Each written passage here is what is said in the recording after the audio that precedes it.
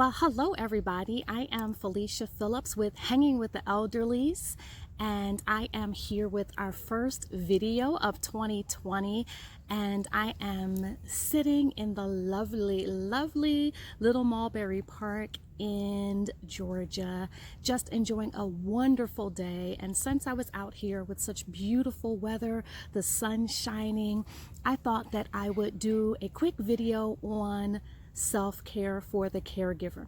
Now, I do have to give you the caveat that I do have my dog Yo-Yo here with me, and so the success of this video is really contingent upon Yo-Yo behaving and not acting up during the video. So if you see me look down, I'm just looking for Yo-Yo to make sure she's okay. She's on the leash, but I want to make sure that she is okay. But I want to talk about self-care for the caregiver. For those of you who have been following me and following my caregiving journey since I launched Hanging with the Elderlies, you already know my story, but since it's the top of the year, I wanted to give some of the new people a chance to get to know who I am. So I am married with 2 children. Let me correct that. I have 2 daughters, and then I have 2 bonus children, because you're going to hear me talk about my grandchildren a lot, and it won't make sense if I say I have 2 children. So I have 2 daughters, 21 and 16, and then I have 2 bonus sons who are 26 and 29, and my 2 sons have blessed me with 3 grandchildren. And so I'm a Gigi. I have 3 grandchildren, total of 4 kids, and of course my husband of nearly 20 years. And for the past 4 years, my husband and I have been caregivers for my parents, otherwise known as the elderlies. And last year I launched Hanging with the Elderlies because I wanted to provide resources, tools, information, encouragement, and inspiration for others who were finding themselves in a caregiving situation. And so in 2016, my husband and I really began talking about the need to actually help my parents a little bit more. And so we decided in 2017 that we would help them to relocate from the home that they own into an apartment that was closer to us. At the time, we weren't able to accommodate them in our house. Our house is really small. And so we decided to help them to move into an apartment that was just in walking distance of our home, so that we could just be a little bit of extra help for my parents. My father is 72 years old and has Parkinson's disease, but is otherwise healthy. And my mother is 70 years old, and she suffers from quite a few chronic conditions: type 2 diabetes, hypertension, stage 3 kidney disease, sleep apnea, epilepsy, and vascular dementia. The vascular dementia wasn't diagnosed before we assumed the caregiving role. And I actually didn't know about half the other things that I just named. I think I knew that she had type 2 diabetes and she had hypertension, and I thought that she had a couple of seizures because her blood sugar was out of control. But I didn't realize until she was actually diagnosed with I didn't know until I became a caregiver that she had actually been diagnosed with epilepsy. And so again, think January 2017, so that is what, 3 years ago, my husband and I decided to move my parents closer, and we thought that we were going to help out. You know, we were going to be closer. My mom had been in and out of the hospital, honestly, about every 6 months, and so we thought that if we moved them closer, instead of taking the 45-minute drive to their house and trying to help with medication and keep up with paperwork and all of those things, that we would have them closer to us and we'd be able to help out. What I had no idea was that my parents actually needed a whole lot more help beyond just their physical care, but they needed help with paying bills. They needed help with getting organized. They needed help with things around the home. They just needed a whole lot more help than what I anticipated. So in fact, instead of moving them closer to us to just be help to them, my husband and I kind of ended up in a caregiving role. Transportation, I didn't realize that my father was no longer driving. You know, he had a car, but a relative had been driving him around. And so now here we are, January 2017, we've moved them into an apartment closer to them, which means they're completely out of their comfort zone and the area that they're familiar with, but they are now living so much closer to us, and we're able to help. And 2017 was a rocky year. To be very honest, the first 3 years have been rocky, but 2017 was a rocky year because I had just started a new job in October of 2016. So, the first 6 months of a new job, you are figuring things out, figuring out the lay of the land and making your mark and showing your superiors that you can exceed, you can indeed excel in the job and all of those things. And what I had was all of that going on, and at the same time realizing that my parents needed a whole lot more care than I originally thought. And so I'm working full time. My husband is working full time. And then we're just taking care of my parents, going to work, coming home, doing medication, helping with food, with dinner. It was just overwhelming. And oftentimes I remember finishing up everything with my parents and then going home, 7:30, 8 o'clock, having not cooked dinner for my household and looking at my husband in exasperation like, so babe, you want to order pizza?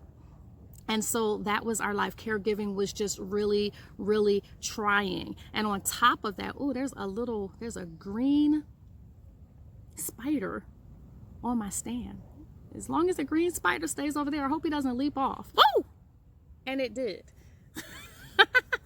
I guess that's what happens when you record in the middle of a park. But it's beautiful out here. And so that was the beginning of 2017. By March, I realized a little bit of what I had gotten myself into, and I couldn't take it anymore. I remember sitting in my office one day and just crying. And I called my husband and I said, babe, I need you to help me. I need you to help me. I can't do this. I need you to help me. And fortunately, my husband was able to connect with the employee assistance program at his job. I used insurance through his employer, and he was able to get me connected with a therapist. Now, we're talking about self-care, right? Why did I need a therapist? Well, give me 1 second. So I want to make sure there are no dogs. I want to make sure there are no dogs and no children because I have a Chihuahua. And oftentimes people see the Chihuahua, like we passed a little girl and she said, oh, look at the baby dog. So they think she's a baby. She's like almost 5. And they like to run up on her and she will be scared and may try to bite. So my apologies for turning away. But I said I needed help. And so my husband connected me with a therapist through the employee assistance program available through his job. And so that's one thing I want you to understand and you to know as a caregiver, as well, anybody, caregiver or not, but if you have health insurance through your employer, understand that you have access to, in many cases, the employee assistance program. And through the employee assistance program, you can actually get free counseling services or free therapy. Under my husband's insurance, I was able to get 6 free therapy sessions before I had to begin to use my insurance and begin to pay for the therapy. So that's always just really good to know. And it's something that renews every year. So even if you can't afford to do therapy throughout the year, look into the employee assistance program and see what is available for free. And so I had 6 free sessions. And honestly, I was thinking, I don't think that I need ongoing therapy, but I just want to touch base with someone. I want to talk through some feelings. By this time, I was struggling with the physical care of my parents and working full time and trying to be a mom and trying to be a wife. But then also it was the emotional care, my emotional care. Because I realized that I was being a caregiver. Yo, be nice. Other dogs could be out here too. You want to come up here? You want to come up here? Come on. Come on. Let's talk to the people. And so I realized that being a caregiver was taking an emotional toll on me because I was actually suppressing my feelings as I care for my parents. I was so focused on their care and making sure that they had the best care and making sure that they were healthy that I didn't allow myself time to really process the fact that my parents were older. It feels like I blinked and they just got old and all of a sudden they had all of these issues, when in reality, it had been developing over time.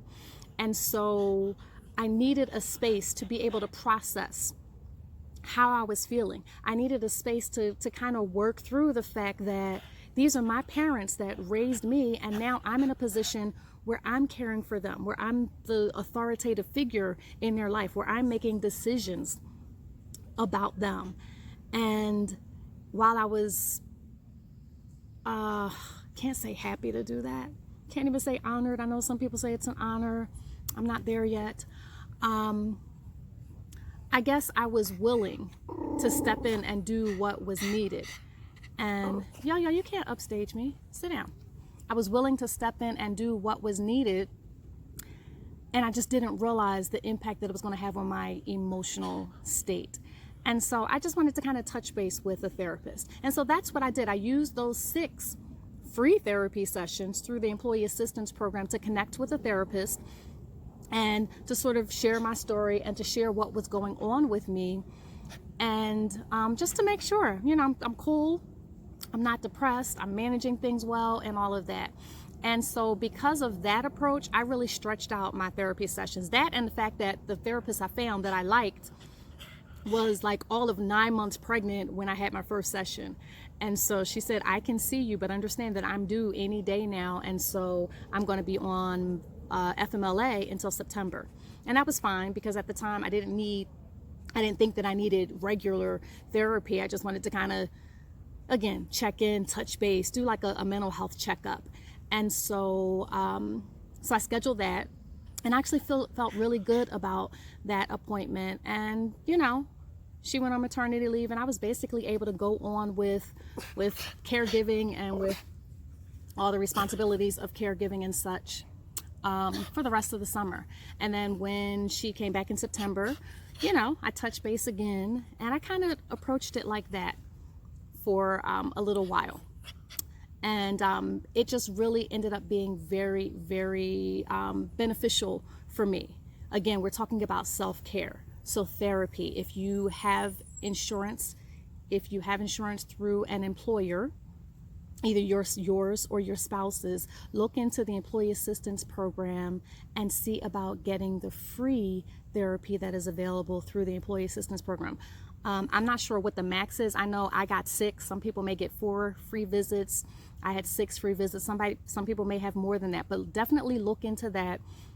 Even if you can't afford the ongoing therapy, or you don't think that you need the ongoing therapy, as a means of taking care of yourself and taking care of your emotional and your mental health, I strongly suggest that you take some time to take advantage of that. Now, I was looking for a female, and I was looking for a Christian therapist because my faith is such an integrated part of my life. And so I needed to be able to talk to someone that could understand me praying about something and expecting God to move. I needed someone who could understand my relationship with God and just how integrated that was into my life, my decisions, my choices, my response to adversity, and all those types of things. And so again, I found a really wonderful therapist that I really enjoy working with. And I, saw her for the rest of the year. That was 2017. 2018, we get to a point where I'm like, okay, I got their health kind of under control, but now I want to get their finances together. And so I began that journey of kind of looking at what was going on with the money, with bills, with debt, and all of those things. But meanwhile, I'm getting super overwhelmed with caregiving. Like, it's like, oh my goodness, this is a lot. This is a lot. At the same time, my husband had been laid off from his job. And so we took that as a blessing, at least I did, because I was really ready to crack. At that moment when I said I needed therapy, I was ready to crack. And so he was laid off, and we decided that we would lay low with looking for a new job and just take some time to, to have him help with my parents. And so he became sort of full-time with my parents, but in a different way from what I'm doing now, because my parents weren't living with us. They live with us now. And the level of care was just different. And I was still taken off of work and going to doctor's appointments and all of that. But self-care. Watching him care for my parents and kind of run around and do all of those things made me realize again that it's not just the physical care, it's not just it's so much farther, it's so much more than just the physical care, right?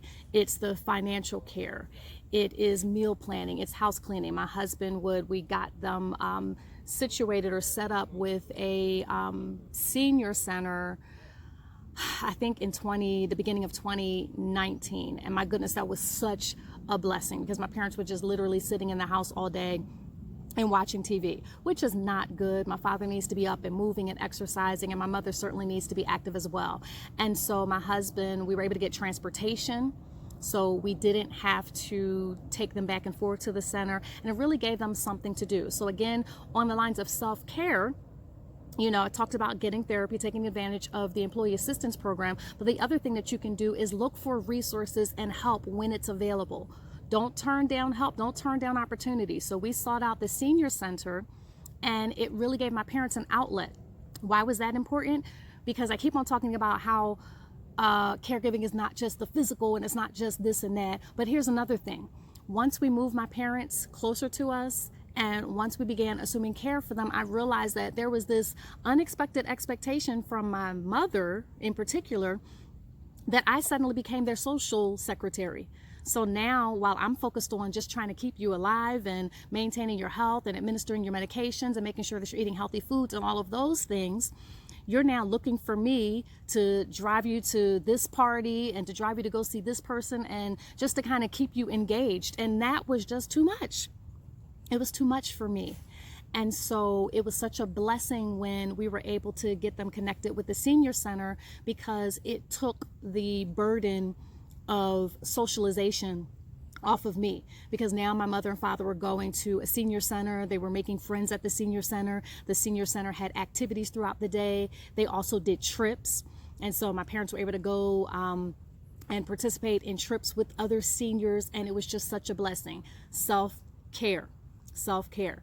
Get therapy if you need it. Take advantage of the employee assistance program and get those free sessions in. 2, make sure that you're taking advantage of resources that are available, help that is available, anything that will lift some of the burden of caregiving off of your plate. And so for me, again, that was them going to the senior center, and that was just such a blessing. And then I think the third thing that I want to say, and I'm going to wrap this video up, when we talk about self-care, and there's so much that I can say about self-care, so you're going to see more videos. Say hi, yo. You're going to see more videos on self-care. But the third thing that I can say for self-care is try to find some time to get away from it all. That's why I'm here at this park today. I mean, this place is beautiful. It's a beautiful day. It is January the 15th, Martin Luther King Jr.'s birthday. Happy birthday, Dr. King. And I'm in Georgia, sitting outside at the park in a t-shirt. The high today is 69, and with this Georgia sun, it feels a lot warmer than that. The sun is not really shining right now, but when the sun beams down, it feels so much warmer than that. And so the reason that I came out is because I wanted a change of pace. I just wanted some time for myself. And oftentimes, to be very honest, in my new caregiving role, and I didn't get through all of the years and all of the updates, so I'll get to that on another video because I want to wrap this one up. But oftentimes my outings are doctor's appointments and the grocery store. Not very exciting. And oftentimes I'm running around doing things for everybody else. But today I came home from the gym. That is my one thing. I do that. How could I forget that? I go to the gym 5 or 6 days a week. I tell people all the time, 3 of those days are for my physical health and my physical care, and the other 3 days are for my mental health, so that I can manage the stress, so I can manage how I'm feeling, so that I can get the pump that I need to get through my day and to do all that I need to do as far as being a caregiver. But it's important that when you talk about self-care, that you take time for yourself. Take time for yourself. I'm blessed in that my parents can be at home by themselves for a period of time. So I'm not one that is stuck by their bedside doing every single thing. They can be at home by themselves for a couple of hours, a period of time, as long as they have food and all of that. My mother can heat up food in the microwave, so we're kind of good. But some of you don't have that opportunity. And so I just want to encourage you to find 5 minutes. 5 minutes, you know what? It may be just stepping outside and just taking in the air. That's what I did today. It was so beautiful when I left the gym that I was like, oh, I can't go back and sit in the house.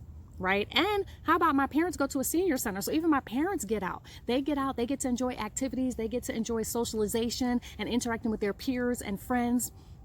And I'm just cleaning up and meal prepping and making doctor's appointments and all those types of things day in and day out. So I wanted to get out. So I just want to encourage you to take some time for yourself on a regular basis. It may only be 5 minutes. 5 minutes. You know, you may have to stay in the bathroom 5 minutes longer. Hope that's not TMI, but you know how it is when you have kids. And sometimes the bathroom is like your place. It's the one place. Actually, that's a lie, because you know your kids come and disturb you in the bathroom too. In my case, my kids are older, but Yo-Yo still comes in the bathroom. Can't go to the bathroom by myself. But you know what I mean. The point is, find some time to just give yourself 5 minutes. Do some deep breathing, pray, meditate. Just take 5 minutes. That's for you. You need it and you deserve it as far as your self-care. And then the final thing that I want to talk about that I'm super excited about is that you have to make sure that you take care of your health. Take care of your health. You cannot pour from an empty cup. So if you're not taking care of your body and your health, if you're not putting the right things in your system, and I'll probably do a whole separate video on this, how can you take care of anybody else? That means going to all of your doctor's appointments. Guess what I have scheduled tomorrow? I'm so excited. I am going to the doctor's. I'm getting an annual physical, going to see a PCP for the first time in almost 2 years. Can you believe that? I've been to more than 24 appointments for my mother and my father in the past couple of years, but not one single appointment for myself. But that changes tomorrow. I'm excited. I have a new doctor. I love the doctor. In fact, it's the same doctor that my parents see. I fell in love with her, and I was so hoping that that she accepted my health insurance, or my husband's health insurance, and she does. So I am going to the doctor's tomorrow. I want to encourage you to do the same. So I'm just going to do a quick wrap up.